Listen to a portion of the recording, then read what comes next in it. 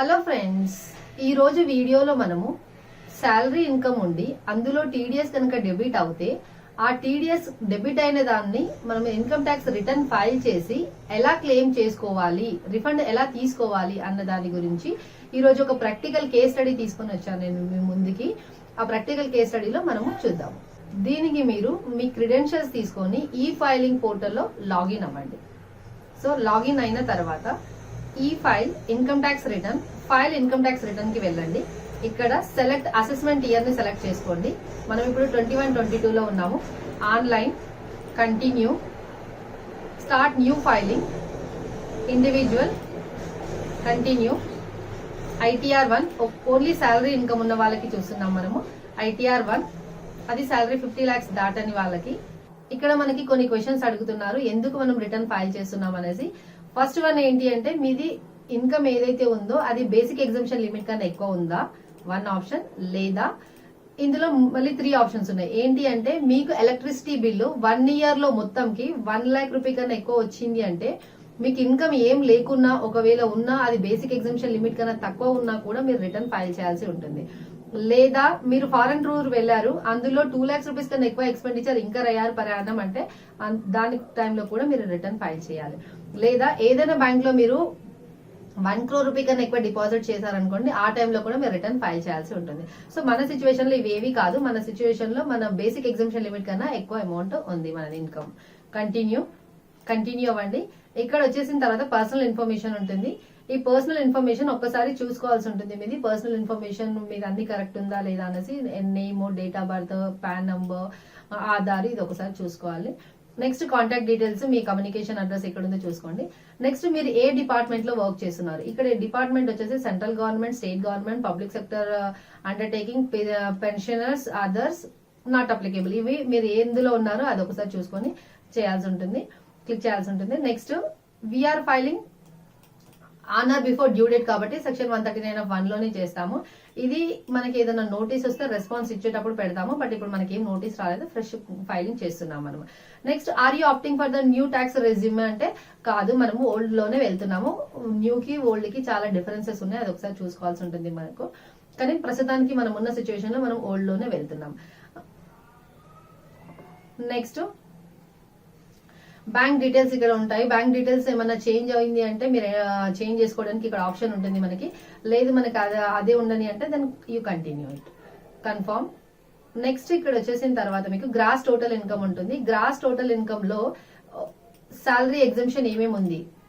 ఇందులో ఫస్ట్ ఒక ఎగ్జంప్షన్ చెప్తున్నాను. ఏంటి అంటే, మీరు ఏదైనా ఎక్స్పెండిచర్ ఇంకర్ అయ్యారా ఫర్ టూర్స్ కి, ట్రావెల్స్ కి, లేదంటే మెయింటెనెన్స్ ఆఫ్ యూనిఫామ్ కి, అదేదైనా ఎక్స్పెండిచర్ ఇంకర్ అయ్యారు, ఆ ఎక్స్పెండిచర్ మీకు డిడక్షన్ లో ఉంది అంటే ఎస్ అని పెట్టేసి అమౌంట్ రాయండి, లేదంటే నో పెట్టండి. హౌస్ రెంట్ అలవెన్సెస్ కానీ, చిల్డ్రన్ ఎడ్యుకేషన్ అలవెన్సెస్ కానీ, స్పెషల్ కాంపెన్సేటరీ అలవెన్సెస్ కానీ మీకు ఏమైనా వచ్చాయా, అవి అందులో మీకు ఏమైనా ఎలిజిబిలిటీ ఉందా ఎగ్జంప్షన్ తీసుకోవడానికి అనేది చెక్ చేసుకుని ఎస్ ఉంటే ఎస్ పెట్టి అమౌంట్ రాయండి, లేదంటే నో పెట్టేసేయండి. ఇక్కడ మీకు HRA ఏమైనా వచ్చిందా, HRA వస్తే ఇక్కడ ఎస్ పెట్టేసి ఇక్కడ అమౌంట్ రాసేసేయండి, లేదంటే నో పెట్టేసేయండి. HRA ఇన్ జనరల్ గా మనకి ఏమవుతుందంటే, మీరు ఎంప్లాయీ కాబట్టి మీరు ఎంప్లాయర్ కి వాళ్ళు అడుగుతారనమాట. ఎంప్లాయర్ కి మీ HRA మీకు ఎంత HRA వస్తుంది, మీరు రెంట్ ఎంత పే చేస్తున్నారు అని ఒక క్యాలిక్యులేషన్స్ ఉంటాయి. ఆ క్యాలిక్యులేషన్స్ ప్రకారం మనకు HR డిపార్ట్మెంట్ ఇది ఎంటర్ చేస్తుంది. ఆ అమౌంట్ ఒకవేళ రాంగ్ అని మీకు అనిపిస్తే ఆ అమౌంట్ ని మీరు ఇక్కడ ఎస్ క్లిక్ చేసి అమౌంట్ రాయండి.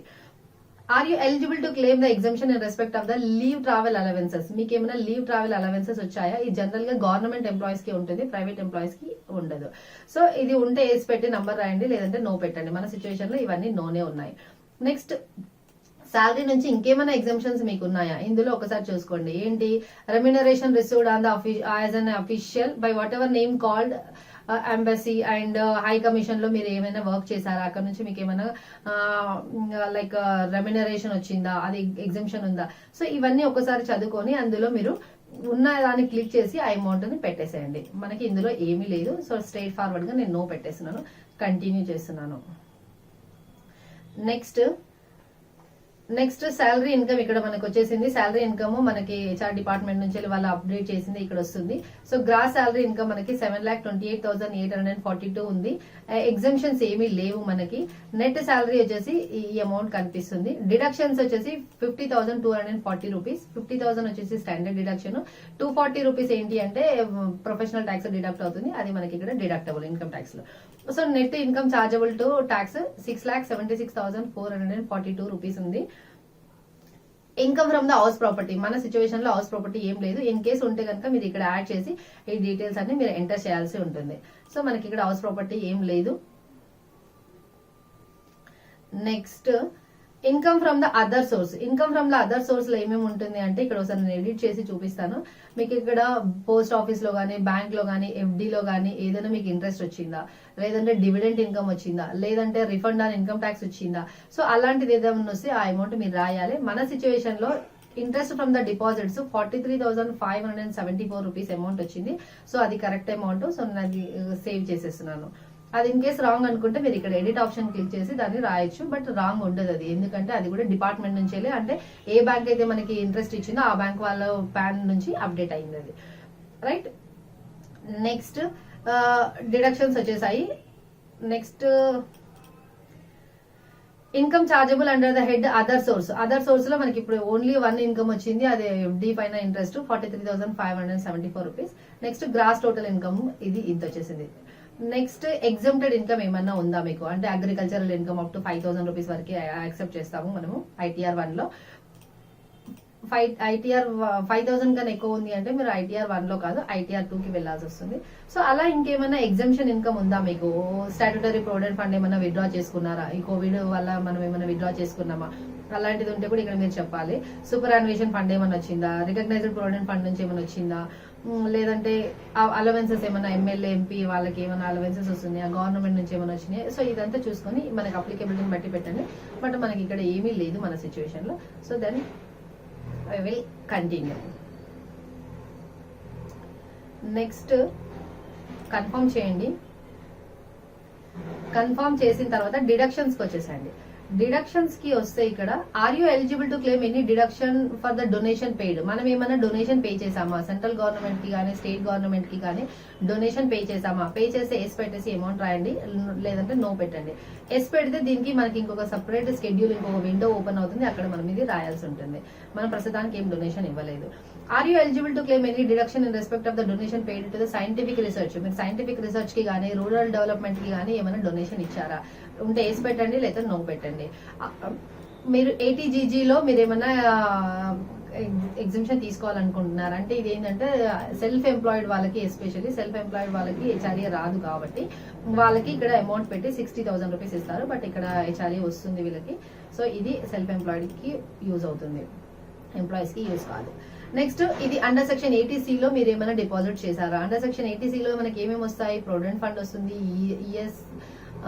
ఈపీఎఫ్ వస్తుంది, employee provident fund, next PPF account వస్తుంది, సుకన్య సమృద్ధి అకౌంట్ వస్తుంది, బ్యాంక్ లో ఎఫ్డీస్, ట్యాక్స్ సేవింగ్ ఎఫ్డీస్ ఉంటాయి 5 years కి, అలాంటివి ఉంటాయి. సో అందులో మీరు మాక్సిమం మీరు ఎంత అమౌంట్ కావాలంటే అంత అమౌంట్ పెట్టుకోండి. బట్ 1,50,000 రూపీస్ వరకు మనకి డిడక్షన్ అలవబుల్ ఉందన్నమాట. సో ఆ అమౌంట్ ఎస్ అయితే వేస్తానండి, లేదంటే నో అని పెడితే మీకు ఇక్కడ ఎడిట్ అవుతుంది ఆప్షన్, అది ఎంటర్ చేసేసుకోండి. నెక్స్ట్ 80CCD, ఇందులో ఏదైనా అమౌంట్ ఉంటే ఎస్ పెట్టేసి రాయండి, లేదంటే నో పెట్టేసండి. మన సిచ్యువేషన్ లో ఏమీ లేదు. నెక్స్ట్ మెడికల్ ఇన్సూరెన్స్ ప్రీమియం ఏమైనా పే చేశారా? ఇది ఎస్ పెట్టేసండి. ఇన్ కేస్ పే చేస్తే ఈ అమౌంట్ మనకి నెక్స్ట్ ఒక విండో ఓపెన్ అవుతుంది, అక్కడ మనం రాద్దాం. మనకు ఉంది ఇది చెప్తాను. అదే ATE ఎడ్యుకేషన్ లోన్ ఏమైనా తీసుకున్నారా? తీసుకుంటే దానిపైన ఇంట్రెస్ట్ ఎంత పే చేస్తారో ఇది రాయండి, లేదంటే no.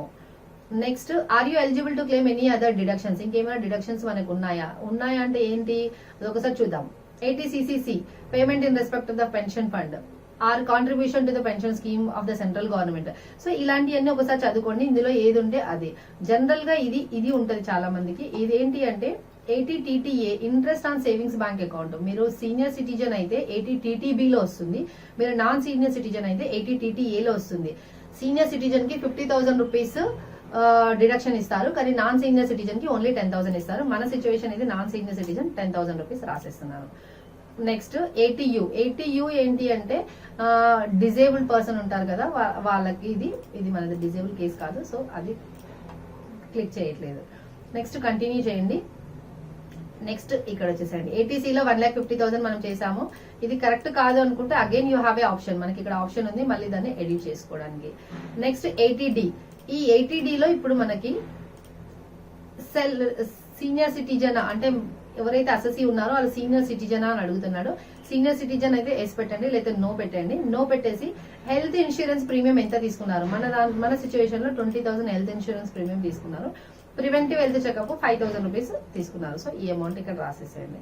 Next whether any of your parents is a senior citizen. మీరు పేరెంట్స్ మదర్ కానీ ఫాదర్ కానీ సీనియర్ సిటిజనా, ఇక్కడ సీనియర్ సిటిజన్ ఉన్నారు వాళ్ళు, సో వాళ్ళకి వేసి పెట్టాను. ఇక్కడ పేరెంట్స్ ఇంక్లూడింగ్ సీనియర్ సిటిజన్ లో హెల్త్ ఇన్సూరెన్స్ ఎంత తీసుకున్నాం. హెల్త్ ఇన్సూరెన్స్ మనము వాళ్ళకి తీసుకున్నది ఒక 10,000 హెల్త్ ఇన్సూరెన్స్ తీసుకున్నాము. బట్ మెడికల్ ఎక్స్పెండిచర్ అయ్యింది ఒక 50,000 మనకి. అయితే మీకు డౌట్ రావాలి 60,000 వస్తుందా అనేసి. కానీ ఇది మాక్సిమం అమౌంట్ వచ్చేసి సీనియర్ సిటిజన్ కి 50,000, నాన్ సీనియర్ సిటిజన్ కి 25,000 80Dలో. సో మనం ఇక్కడ ఎంత రాసాము, ఇక్కడ 60 రాసాము అండ్ ఇక్కడ 25 రాసాము. బట్ మనకి ఎలిజిబుల్ ఎగ్జామ్షన్ ఎంత చూపిస్తున్నాడు, 75 చూపిస్తున్నాడు. సో ఇది 75 ఉంటుంది. If you are entitled to any other claims please select to claims search eligible deductions. ఇక్కడ మనకి 80CCDలో ఏముంది, 80Gలో ఏముంది అంటే డొనేషన్స్ ఏమైనా పే చేసామా అండ్ సైంటిఫిక్ రీసెర్చ్ ఏమైనా పే చేసామా. ఈ అమౌంట్ ఉంటే ఎస్ పెట్టేసి అమౌంట్ రాయండి. మన సిచ్యువేషన్ లో లేదు, సో కన్ఫర్మ్ చేసేస్తున్నాను. నెక్స్ట్ ఇక్కడ వచ్చేసరికి tax paid. Tax paid meaning ఏంటి అంటే మనం ఆల్రెడీ TDS పే చేసాం, అంటే యాజ్ ఏ ఎంప్లాయీ మనం పే చేయలేదు, మన బిహాఫ్ ఎంప్లాయర్ పే చేస్తారు. అది TDS డిడక్ట్ అయిపోయింది. TDS ఇతనికి ఎంత డిడక్ట్ అయింది అంటే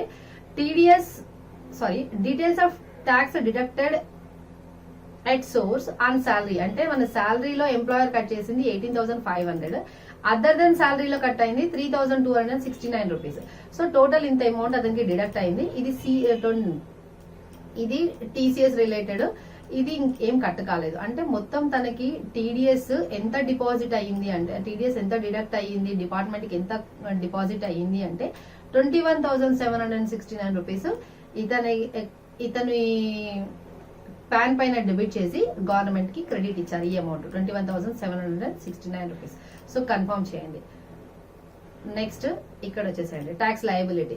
ట్యాక్స్ లయబిలిటీలో అతని computation of income, gross total income ఎంత ఉంది, డిడక్షన్స్ ఏమేమి ఉన్నాయి, టోటల్ ఇన్కమ్ ఎంత వచ్చింది. సో కంప్యూటేషన్ ఆఫ్ ట్యాక్స్ ఇందులో మనకి రిబేట్ అండర్ సెక్షన్ 87 ప్రకారము 12,251 రూపీస్ వచ్చింది. ఈ అమౌంట్ అయిపోయిన తర్వాత ఇంకా నెక్స్ట్ మనకి చూడండి రిఫండ్. ఇది అయిపోయిన తర్వాత రిలీఫ్ ఏముందా అంటే లేదు, అండ్ ఇంట్రెస్ట్ ఏం పడట్లేదు మనకు. 234A, 234B, 234C, 234F ఏ దాంట్లో మనకి అమౌంట్ లేదు, అంతా జీరో. సో కన్ఫర్మ్ చేసేస్తున్నాం. కన్ఫర్మ్ చేసిన తర్వాత ఇక్కడ ఒకసారి చూడండి, కన్ఫర్మ్ ప్రొసీడ్ చేయండి. ప్రొసీడ్ చేసిన తర్వాత మీకు ఇక్కడ కనిపిస్తుంది రిఫండ్ అమౌంట్. చూడండి ఫ్రెండ్స్, అందరూ ఒకటి గుర్తుపెట్టుకోవాల్సింది ఏంటి అంటే మనకు డిడక్ట్ అయిన అమౌంట్ మొత్తము రిఫండ్ వస్తుందని గ్యారంటీ లేదు. మనకి ఎంత డిడక్ట్ అయింది, మనకి ఎంత ఎలిజిబుల్ డిడక్షన్స్ ఉన్నాయి, అందులో మనం ఎంత సేవింగ్స్ పెట్టాము, 80Cలో ఎంత పెట్టాము, 80Dలో ఎంత పెట్టాము, అవన్నీ క్యాలిక్యులేషన్స్ చెక్ చేసిన తర్వాతనే మీకు రిఫండ్ వస్తుంది. రైట్, ఇక్కడ చూడండి రిఫండ్ అమౌంట్ ఎంత అనేది ఇక్కడ కనిపిస్తుంది. 21,770 రూపీస్ రిఫండ్ అమౌంట్. ఈ అమౌంట్ ఇప్పుడు నేను రిటర్న్ చేసేస్తున్నాను. ఇక్కడ మీకు మీ పర్సనల్ ఇన్ఫర్మేషన్ కనిపిస్తుంది. ఇది క్లిక్ చేసి ప్రొసీడ్ ఫర్ ద ప్రివ్యూ. ఇక్కడ వచ్చేసి మీకు ఇక్కడ ప్రివ్యూలో కనిపిస్తుంది. తర్వాత ప్రొసీడ్ టు వ్యాలిడేట్, తర్వాత మీకు ఆధార్ ఓటీపీ అడుగుతుంది. ఆధార్ ఓటీపీ ఎంటర్ చేసేసారు అనుకోండి, మీకు income tax return filing successful గా జరిగిపోతుంది. ఇది వెరిఫై అయిన తర్వాత మీకు రిఫండ్ మీ అకౌంట్ కి వచ్చేస్తుంది. Okay, thank you guys.